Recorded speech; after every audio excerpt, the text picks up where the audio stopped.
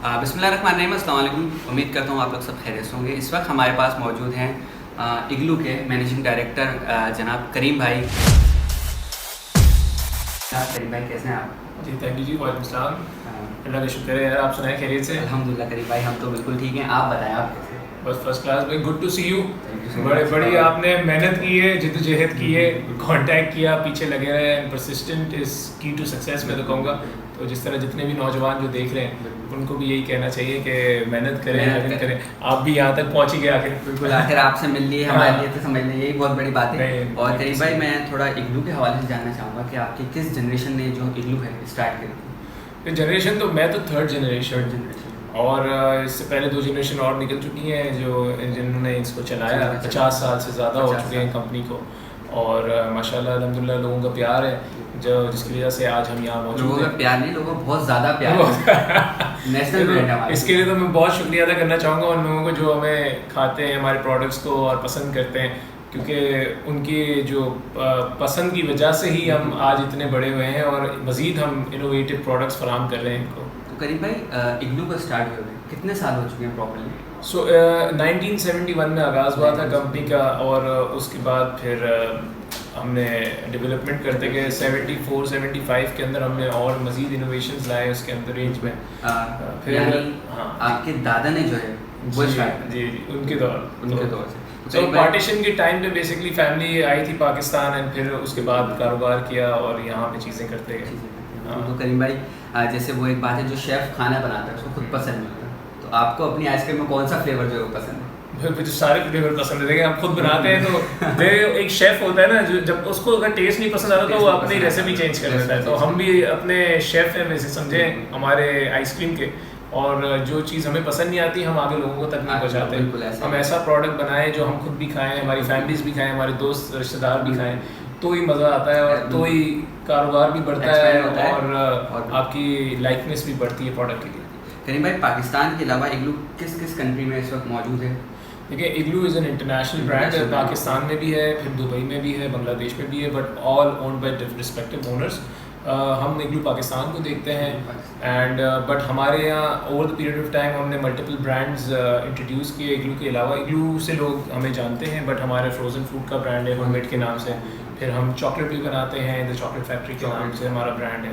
And उसके अलावा फिर हमारे dairy products Ibrahim group and company, बिल्कुल बहुत सारी चीज़ें। ये ऐसे नाम हैं जिनको मतलब अगर 100 लोग अगर ये देखें तो उसमें से 98% लोग जानते हैं। बिल्कुल बिल्कुल। सो हमारे ग्रुप का बेसिकली ताल्लुक डिफरेंट सेक्टर से, इसमें हम फूड एंड बेवरेजेस है, टेक्सटाइल्स है, फिर हमारी flexible packaging, crown and closures, वो हमारे 2-3 डिवीजन है। और करीम भाई आपको माशाल्लाह शार्क टैंक में भी देखा है हमने और हमारे व्यूवर्स ने। तो शार्क टैंक का आप थोड़ा एक्सपीरियंस हमारे व्यूवर्स का शेयर करें, वो कैसा है? नहीं बहुत अच्छा एक्सपीरियंस है। देखें पाकिस्तानी मार्केट के लिए एक प्लेटफॉर्म है जहां एक इंडिविजुअल जिसके पास कोई आइडिया है, कोई बिजनेस है, जिसके पास सरमाया गैदर करना मुश्किल होता है, क्योंकि आजकल के दौर में देखें बैंक पे जाके बंदा लोन लेगा उस पर इतना ज़्यादा हैवी इंटरेस्ट है, फिर वो कुछ को मिलता है किसी को नहीं मिलता, क्योंकि कारोबार छोटा होता है तो इंडिविजुअल की रेटिंग ज़्यादातर को तो मिलता ही नहीं है। तो इसलिए ये जो प्लेटफॉर्म है ना, ये अब एंड यूज़र के लिए है, वो जो आके अपना आइडिया पिच करे, उधर से रेवेन्यू अपना बेस दिखा के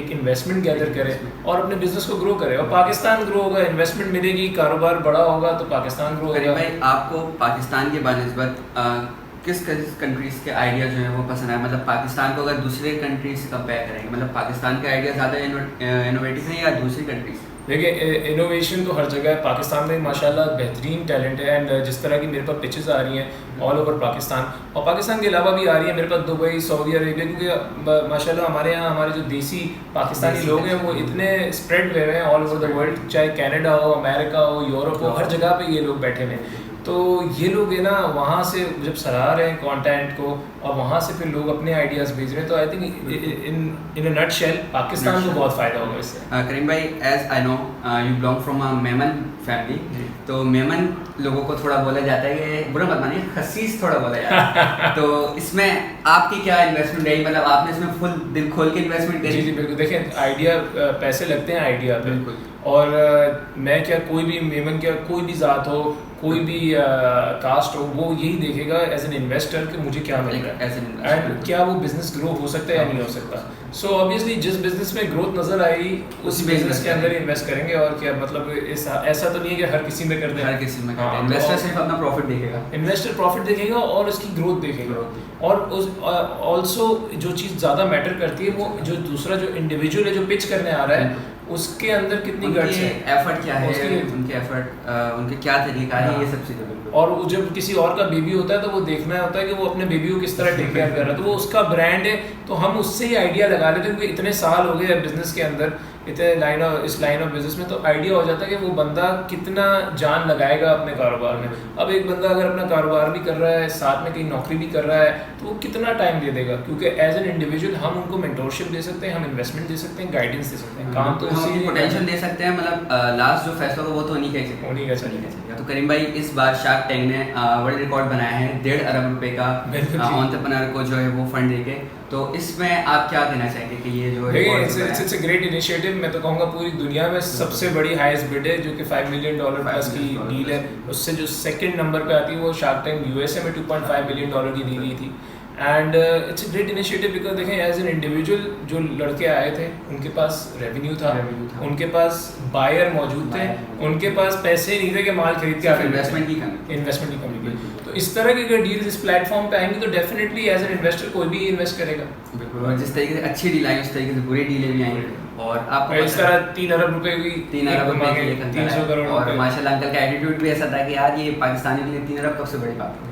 तो बस तो ये आप समझ लें अगर किसी के पास वैसे देखने वालों के पास 3 अरब हो तो मुझे भी नौकरी पे रख सकता है, मैं आ जाऊंगा आपके पास, हाजिर हूँ। आप स्पॉन्सर कर सकते हैं। तो इस तरह के भी लोग मौजूद हैं भैया, क्या कह सकते हैं। पाकिस्तान है मगर माशाल्लाह लोगों का दिमाग इतना अच्छा है कि अगर ये सही जगह इस्तेमाल करें तो ये पाकिस्तान में टैलेंट की कमी नहीं है। गुड टू सी यू करीम भाई, आपसे मिलकर काफी thank you very much and wish you all the very best for your content and for your podcast. Thank you so much. और करीम भाई कुछ हमारे व्यूअर्स को आप मैसेज देना चाहें सक्सेस के हवाले से कि हम कैसे सक्सेस जो है अचीव कर सकते हैं। देखें अपने मेहनत और लगन से काम करें, ईमानदारी से काम करें और जिस चीज़ के पीछे लगें अगर स्टार्ट करें तो एंड तक जाएं। अक्सर मैं लोगों को देखता हूँ कि वो अपना कोई बिजनेस या कोई स्टार्टअप स्टार्ट करते हैं लेकिन वो 3 महीने 6 महीने बाद डाउन द रोड थक जाते हैं, हार जाते हैं, बोलते हैं यार छोड़ो अब मैं कोई और काम करूँ, डिसकंटिन्यू कर पैसा डूब जाता है। देखें गलती करने से ही इंसान सीखता है। हम भी सीख के नहीं आए थे, हमने भी अपनी ज़िंदगी आधी लगा दी। ऐसा नहीं है कि बना बनाया ब्रांड मिले, बनाए ब्रांड को भी चलाने के लिए जो है ना कहते हैं हवाई जहाज़ का कप्तान सही होना चाहिए। तो कप्तान अगर सही नहीं होगा तो वो जहाज भी क्रैश हो जाएगा जो हवा में उड़ रहा होगा। वरना लोग तो आपको इस नज़रिए से देखते होंगे कि यार जैसे मतलब फादर और ग्रैंडफादर बना के दे गए और इनके ऐश हो रहे हैं, मतलब इस तरीके से काश ऐसा होता। असल में जो फूड बिजनेस है, जो FMCG का रिटेल बिजनेस होता है ना, वो कभी भी ऐसा नहीं होता कि आपको पुश्तों से चला आ रहा और आपको भी वो विरसे में मिल गया और बहुत अच्छा हो गया। आपको उसमें मेहनत और लगन लगानी पड़ती है और आपको अपनी स्ट्रैटेजी बनानी होती है क्योंकि हर सालों साल स्ट्रेटजी चेंज होती है, मार्केट्स चेंज होती हैं। उस ज़माने में डॉलर मेरे ख्याल में 10 रुपये का था, आज डॉलर 280 रुपये का है। तो वो सारी मैकेनिक्स चेंज हो जाते हैं। तो एज एन इंडिविजुअल उसको उस स्ट्रेटजी पे काम करना होता है, वरना तो कभी भी कारोबार आगे नहीं बढ़ेगा। अच्छा करीम भाई, एक जो हमारे पाकिस्तान के ज़्यादातर यूथ का माइंडसेट हो गया है कि पाकिस्तान छोड़ें और यूरोप की तरफ जाएं, तो इसमें आप क्या कहेंगे कि भाई मुल्क में रुकना चाहिए या फिर? देखिए मैं तो कहूँगा, अब ये इतने बार बहुत से लोगों ने मुझे सवाल पूछा, मैंने कहा अच्छा जाते हैं तो जाएं, कोई मसला नहीं है, जाएंगे अपनी फैमिली को वहाँ से रेमिटेंस तो भेजेंगे। इस वक्त पाकिस्तान को डॉलर की ज़रूरत है। आप बाहर जाके नौकरी करें, डॉलर भेजें पाकिस्तान अपने घर वालों को, पाकिस्तान में रेमिटेंस आएगी। मगर आप बाहर जाके एक्सपीरियंस लेंगे रियल टाइम, आप सीखेंगे, देखेंगे कि दुनिया में क्या होता है। क्या पता आपको कोई आइडिया आ जाए जो आप पाकिस्तान आके स्टार्ट करें या अपने कज़न या रिश्तेदार को बोलें यहाँ पे स्टार्टअप करें। तो इसी तरह कंपनीज बनती हैं, इसी तरह आइडियाज़ आते हैं और इसी तरह बिजनेस ग्रो होता है। तो एज एन इंडिविजुअल जैसे आप बात कर रहे थे कि इंडिविजुअल के लिए यही है कि हिम्मत ना हारे, मेहनत करें, एक चीज़ के पीछे लगें। बिल्कुल आप पहुँच गए, तो टाइम लगता है, आपका ब्रांड बनता है। तो ये कोई 1 दिन 2 दिन 1 हफ्ते का काम नहीं है, ये 3 साल 4 साल 5 साल डाउन द लाइन आपकी ब्रांड की लेगेसी बनती है। तो ओवर द पीरियड टाइम अगर किसी चीज़ के पीछे लगेंगे तो ऑब्वियसली बिजनेस ग्रो होगा। बिल्कुल ग्रो होगा। थैंक यू करीम भाई, आपके टाइम का बहुत शुक्रिया। हमें पता है आप काफ़ी बिजी होते हैं लेकिन आपने हमारे थोड़ा सा टाइम निकाला। बड़ी खुशी भी आपसे मिलके, एंड आप जैसे टैलेंट पाकिस्तान का नाम रोशन करेगा बिकॉज इतनी मेहनत आप मेरे साथ कंटिन्यूस लगे हुए थे 1-1.5 महीने से। We were in touch and finally we got to meet today, तो बड़ी अच्छी बात है। And all the best to all the people who are watching right now.